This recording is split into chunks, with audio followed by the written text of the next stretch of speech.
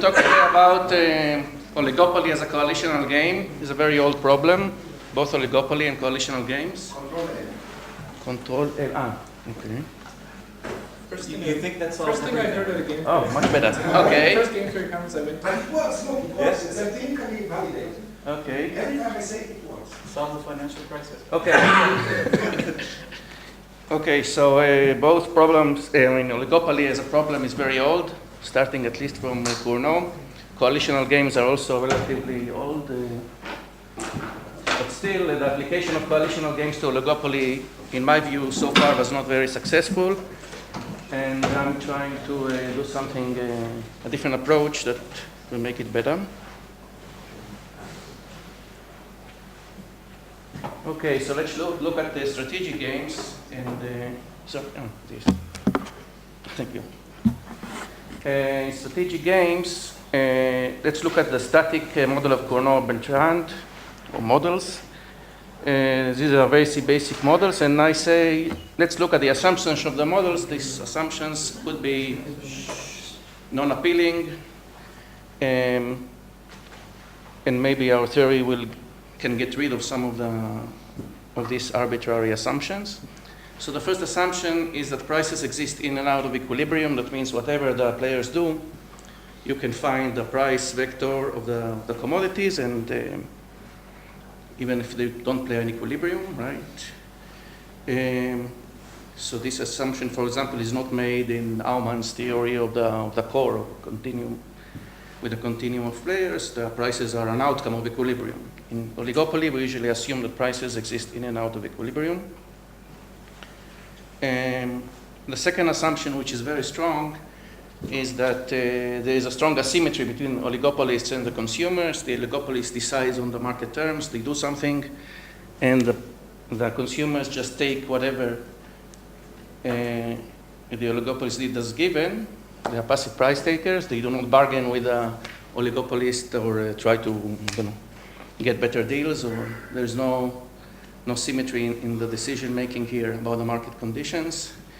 And the third problem or assumption is that oligopolists in the static Cournot and Bertrand models, right? They cannot trade with each other. They cannot exploit, for example, joint production, synergies to joint productions, or they cannot make a deal that, okay, you will reduce what you sell and I will give you some money, or things like that. And one should, at least the way I think of economics is that when you want to model a market, you first assume that everybody can make any kind of deal and see what happens. And maybe later you can ask for a policy whether we should allow some deals or not, but from the most basic model should allow all deals to be possible. Okay, so I will not use that anyway. Okay, so let's go with the Bertrand and Cournot model. We have also the outcomes are not convincing. Maybe you say the assumptions, okay, the assumptions are not convincing, but the outcomes are very appealing, so it doesn't really matter what we assume as long as the outcomes are convincing. But we have some problems with the outcomes. For example, the first one is, pose it as a question, is a monopoly really different than bilateral monopoly, right? If you take, I will use the blackboard. You take Cournot's model of monopoly, right? This is the textbook model of monopoly. It is actually due to Cournot. Most textbooks don't mention it because they think the model is so self-evident, right? So you have a commodity X, you have a price, you have a lot of consumers with some demand curve, and you have a marginal cost. Let's say you have a constant marginal cost. And then the problem is, okay, what would be the equilibrium in this economy? There is one producer who can produce this good at this marginal cost. Okay, so the Cournot solution is, the monopoly will look at we choose the price that will give you maximum profits. So you can draw a marginal revenue as derived from the demand function. And Cournot says this will be the price, equilibrium price. And this will be the quantity. Okay, so we make an assumption that the price is chosen to be the best for the monopolist, right? Now, so this is a problem with many consumers, but now think of a bilateral monopoly which looks exactly the same. There's only one consumer with this demand function. Okay? So most textbooks or some textbooks will tell you, well, if this is the case, then it's a bargaining problem and maybe they will agree on something else. No, you have two producers now. No, one producer and one consumer. So what's bilateral here? Bilateral, that is the two, Oh, you mean bilateral, not the consumer and the producer? That's right. Sorry. and not duopoly, it's Okay. bilateral. No, okay, no. Okay, so in this case you have a bargaining problem, but and the price will not be this, maybe it will be closer to the marginal cost. But then I go back to the problem of the million consumers. Why is that different than a million bargaining problems? Why? Isn't that the same? Because the monopolist, when he bargains with each individual consumer, what he agreed with the other consumers doesn't affect his problem, this small problem. So this looks to me as a big puzzle, and we really need to justify this or give away this assumption. Okay, so the second problematic outcome, also empirically, we do bargain, right? Individuals, consumers do bargain with a phone company, with a bank, with big companies, right? So maybe we do bargain, we don't get prices as given. Second problem is that oligopoly, now I'm talking about oligopoly, there are two, say a duopoly, they can have an equilibrium, either Cournot or Bertrand, which is Pareto inferior to a monopoly outcome. Take an example where there are two, there's a duopoly, each produces a different good, but these goods are complements in the consumer's demand function. So both Cournot and Bertrand predict that the equilibrium prices will be higher than monopoly prices, than Cournot's monopoly prices, and the profits, of course, will be lower than monopoly profits, and the utility of the players will be, of the consumers, will be lower than a monopoly. But the trouble here is that it is, why shouldn't everybody agree to move to the Pareto improving monopoly outcome, right? So that's another problem. The third problem is difficult to explain. I'll explain it later. But we usually think about, I will just say a few words.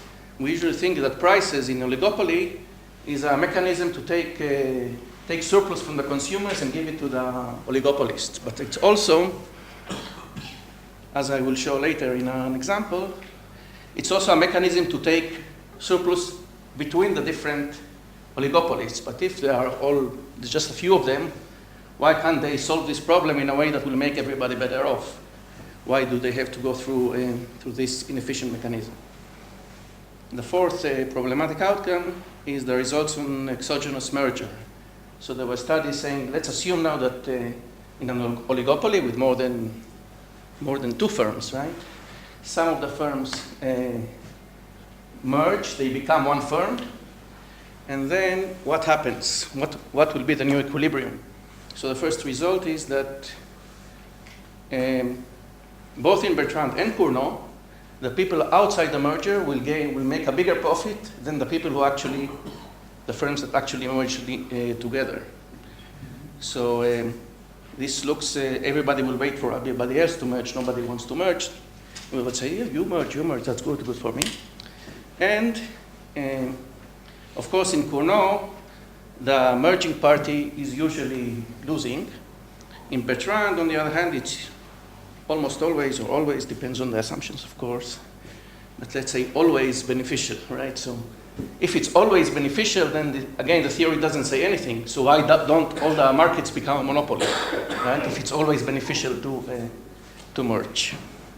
So I think that the results about exogenous merger are they don't tell us much about what mergers will work and what will not, because they look like very general results that are not convincing.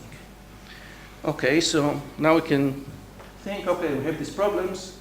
We want to use coalitional games. Well, this was already done before. Shitovic and Gabsevich and Mertens and others looked at the mixed economy. They have some atoms, there's a continuum of an atomless continuum of consumers. Okay, and let's look at the core of this game. But then we have a problem, because if there is something that people in IO, industrial organization, agree upon, is that oligopoly brings to market failure. The outcome is not Pareto efficient. But this theory assumes from the outset that the outcome must be Pareto efficient. So it's not very convincing, and if you read literature in industrial organizations, these models, although very elegant, they are hardly mentioned, and hardly mentioned is a overstatement. Huh? It's surely before IO was called IO. Yeah, that's right. They're around for a while, but they didn't catch it. People didn't like them. They don't use them much in the context of IO. Another approach is, for example, of Kaneko. But Kaneko, he looks at a model where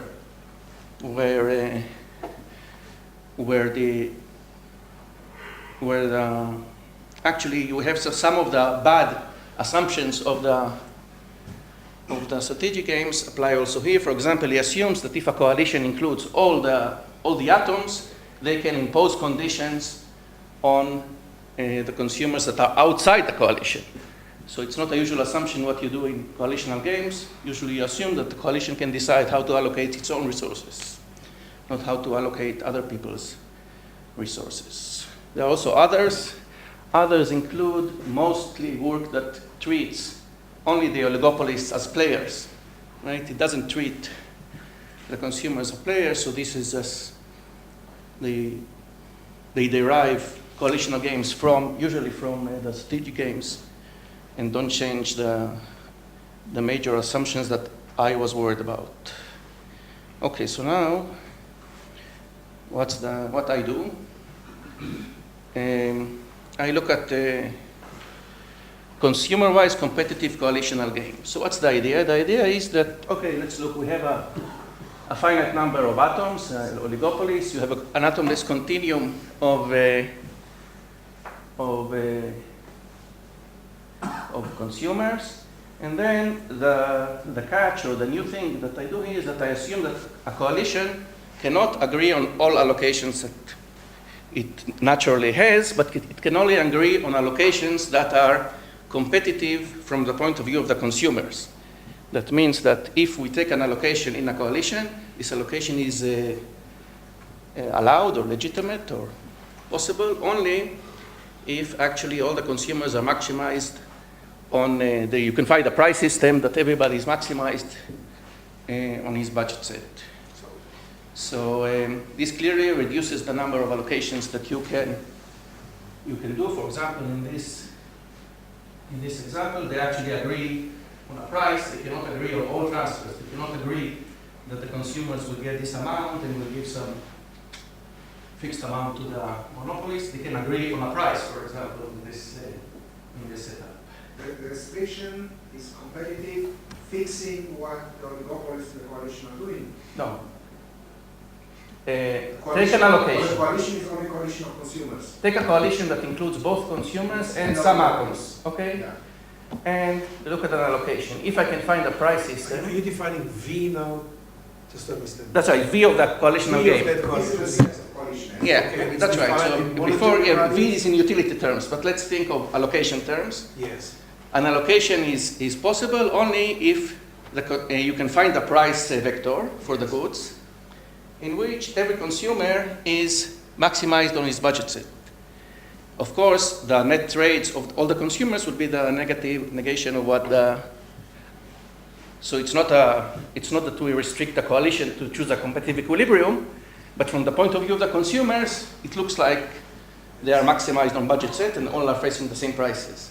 So you can think of it that when a coalition meets, a coalition with a continuum of consumers and an atom or a few atoms meet, they actually agree on the prices together, okay?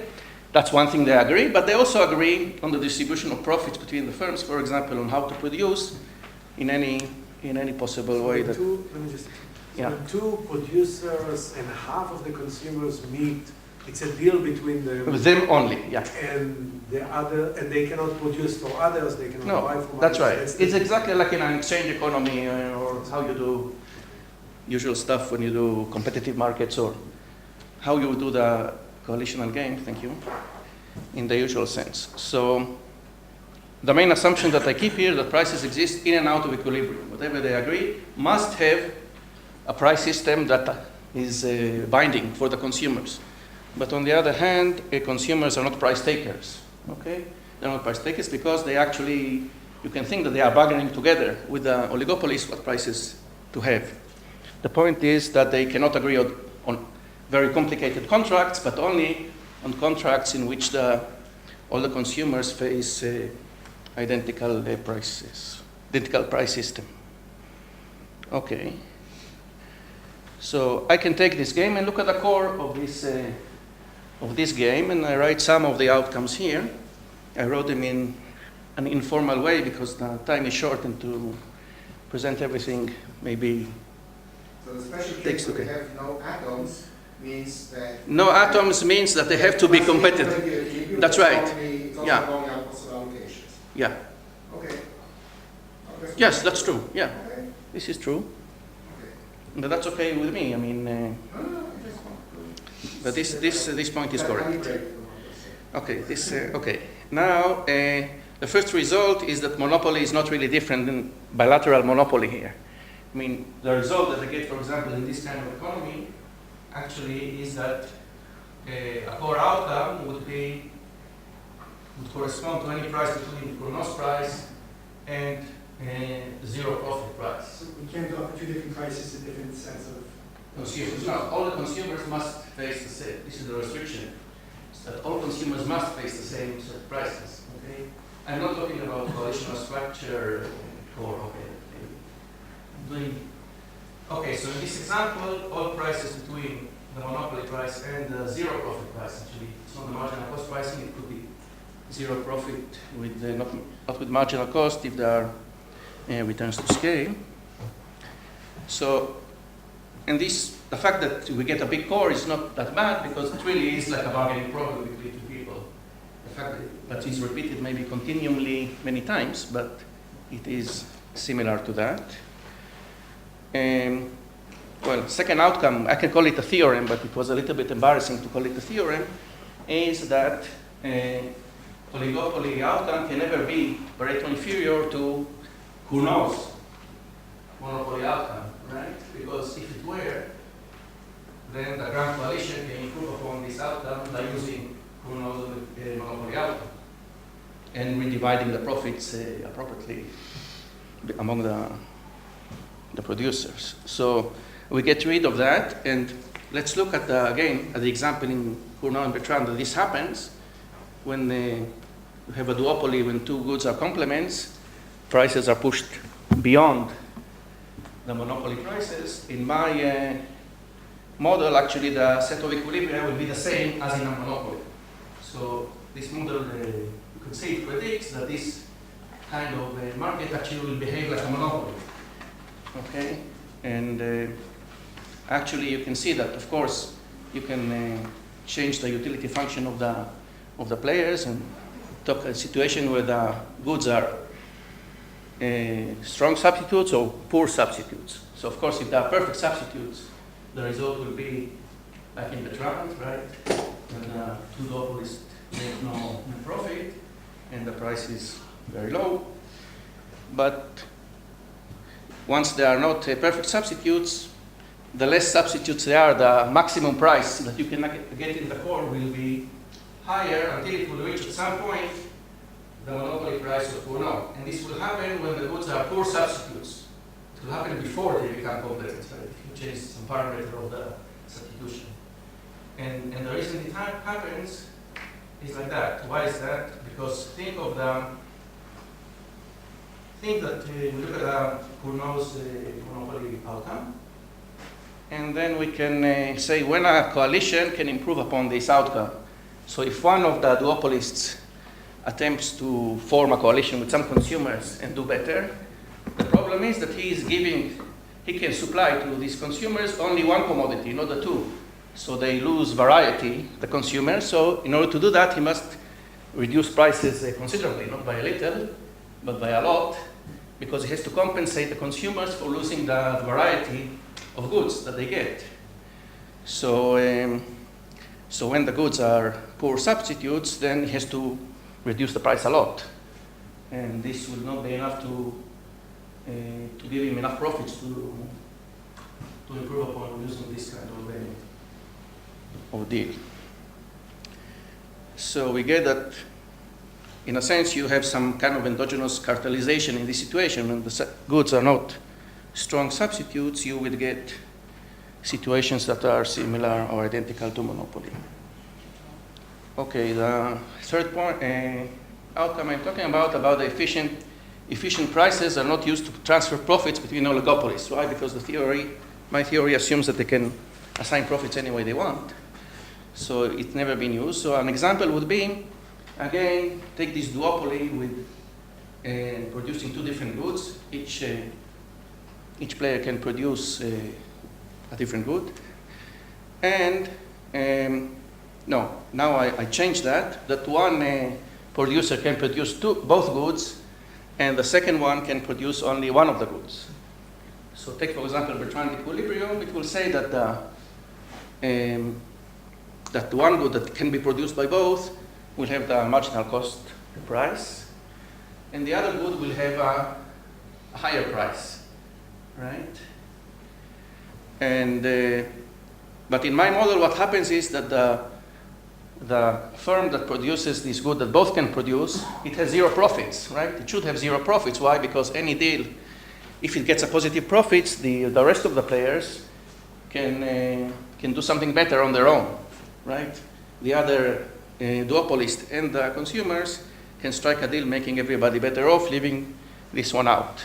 So he makes zero profits, but still the prices of both goods, for example, if the demand function is symmetric between the two goods, both goods will have the same price, which is above the marginal cost price, but still one firm will make a zero profit, because all the profit will go to the firm that can produce both goods. Why is that? Again, in order for this firm with zero profit to do something about it, it should recruit the consumers to buy only from him. And if the prices are not too high, he cannot do that because they lose variety, the consumers lose variety, and he has to give them a price cut which is too big for it. So this is the point, that prices actually are used in my model only to transfer surplus between the sectors, the consumers and the producers, and not to enforce the fact that both Bertrand and myself believe that this firm should get zero profits, but it's implemented differently in a sense. And the sense that Bertrand implements it is creates a greater inefficiency, an additional inefficiency in the market. Maybe it is realistic or not, but this is a different phenomenon between the two models. The last example is the story of exogenous merger. So I say that I do have condition when mergers can work and when they cannot, and these conditions have to do with economics. And in particular, I find sufficient conditions for a merger to work in two senses. First of all, in the core you have many outcomes, right? So the interesting outcome is the outcome where the profit of the whole firms is the maximum, right? Think of the price as being the highest, okay? So you can think that in the core, there are some possible prices. Look at the highest price, the worst case from the point of view of the consumers. And then you say, assuming that we are in this kind of core allocation, a merger can push this maximum price even higher. And given that it can do that, does the merging party in all these new core allocations with higher prices increase its share of the profits or not, right? Because we know, for example, that in Bertrand equilibrium, the merging party everybody is making more money, but the merging party is actually making less money than those who didn't merge. So the condition is basically, I will talk about the condition shortly. Yeah, so basically, when we look at core allocation, when the prices are maximum, then there are some coalitions, there must be some coalitions that can do on their own what they get in the core outcome. They can do it exactly. And these coalitions are the coalitions that ensure that you cannot increase the price any higher. So for a merger to work, the merging firms have to make sure that after the merger, every coalition that has this property, that has exact payoff like on their own as they get in this allocation, all these coalitions, the merging party is a subset of all these coalitions after the merger. Think, for example, in a symmetric economy, that say there are 12 firms, and the critical coalition that can get exactly the payoff without on their own is coalitions of, let's say, 10 of the oligopolists, and of course the consumers together. They can get exactly the same payoffs without the other two.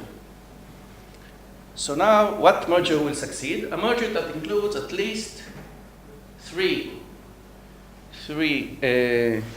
oligopolies and no more than 10, right? Because any merger like that will make a 10-firm coalition possible only if it includes the merger, right?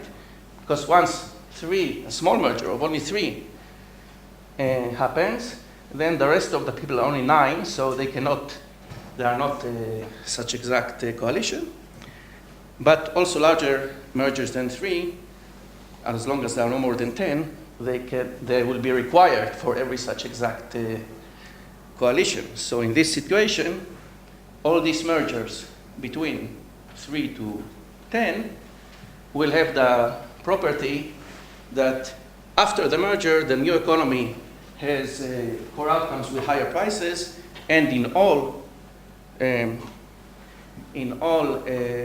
of these outcomes, their profit share of the merging party is higher than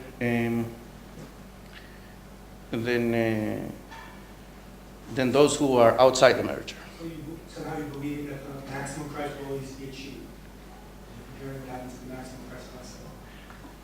Sorry? So you're assuming somehow that the maximum price will be what actually happens in the market. Not necessarily. The problem is that it's a solution concept with multiple outcomes. So You're comparing the maximum price. that's right. The reason is that if we are in a core allocation in the first place, that is not at the maximum price, you don't need a merger to get a higher price. They can, I don't know how, but there are other equilibria in this economy that gives them the higher price. So why to merge? Maybe.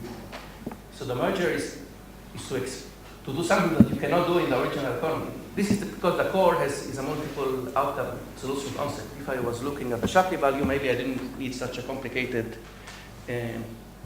definition, right? So that's the reason why I look at the worst case, because only once they reach this worst equilibrium, they have incentives to change the game somehow to make it even better for the oligopolists. So basically the model looks like that. We can take we have a finite set of firms. I always said it. We have a set of goods that the oligopolists may produce, and I make an assumption that there is something called the brand function. This says actually, it says for every set of oligopolists what the goods they can produce. So this is a very general setting. Of course, the classical setting will be that every oligopolist they can produce one of the goods, K equal N, right? And then every coalition can produce what its members can produce. But you can think of something something different, that if I don't know, 2 firms work together, they can also produce some third good. Okay, and then you could think that there is a cost function. It doesn't have to be, of course, linear. It could have increasing returns to scale. and also increasing returns to scope. And okay, so basically that's I will finish in a minute. So you can have a rather general setting about the cost. You can make it even slightly more general if you want. And then you can, of course, if there is increasing returns to scale or to scope, they will always produce together. But still will compete in the market. Will not behave like a monopoly. So then, basically, you can look at the consumers. They have quasi-linear utility function, and then you can derive their demand function, indirect utility function, and so on. You can find the profit function of the firms, assuming they collaborate with some of the consumers and agree on some prices. And then, basically, the important part here is the allocation actually can be characterized by prices in my example. Once you decide the prices, this tells you what exactly the consumers get, right? So one thing that we can characterize allocation by consumer prices and the division of profits among the firms. There's also this R. R thing is the set of commodities that are actually produced. And then when a coalition can improve upon is only if it's using, again, allocations like that. So this is the basic setup, which I didn't show you this before, but I hope you understood it anyway. So that's it for now.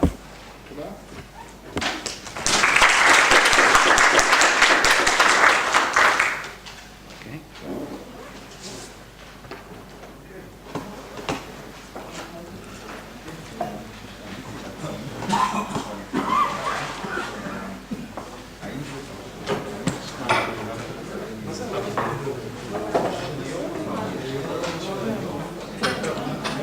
So you say oligopoly is actually very different from the regular state. When you say oligopoly, what? Oligopoly, you have more than one atom. When you say atom, what do you refer to? Atom is a firm. Yeah, you have one firm is a big firm. All the firms are big and the consumers are small. Okay. Yeah. So oligopoly is a big firm. Oligopoly, you have more than one.